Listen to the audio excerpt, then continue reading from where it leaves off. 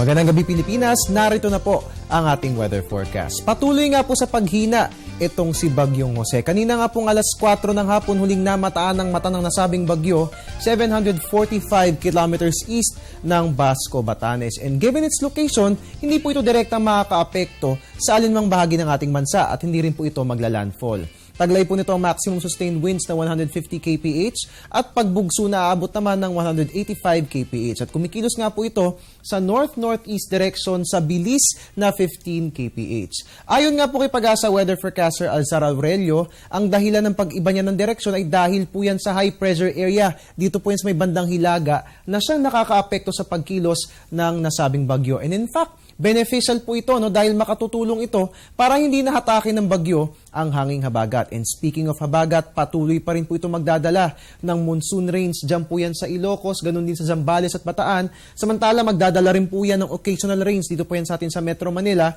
at sa natitirang bahagi ng Luzon. Dito naman po sa Visayas at sa Mindanao, walang dapat alalahanin dahil fair weather naman po ang ating mararanasan dyan. Inaasahang by Thursday morning, tuloy na makalalabas ng ating PAR itong si Bagyong Jose. Pero kahit makalabas na ito ng PAR, pinag-iingat pa rin ang lahat dahil patuloy pa rin itong palalakasin ng habagat. So more or less, hanggang sa susunod na linggo ay may mga pag-ulan tayong mararanasan dito po yan sa Luzon. Sa ibang balita, strong to gale force winds nga pong nararanasan sa iba't ibang baybayin ng ating bansa. Dahilan para maglabas ng gale warning ang Pag-asa.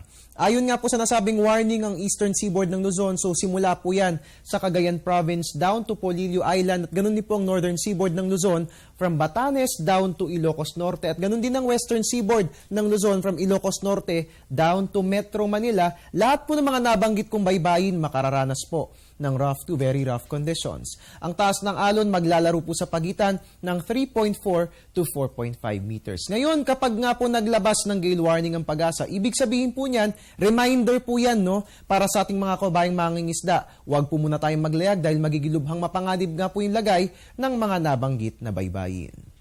At samantala, para nga po bukas si Haring Araw, sisikat po yan sa ganap na 5:40 ng umaga, lulubog naman 6:23 ng gabi. At yan po muna ang latest mula rito sa Pag-asa DOST. Ang tabayanan po susunod kong ulat mamaya po yung alas 9 ng gabi. Dito lamang po yan sa News Live sa People's Television.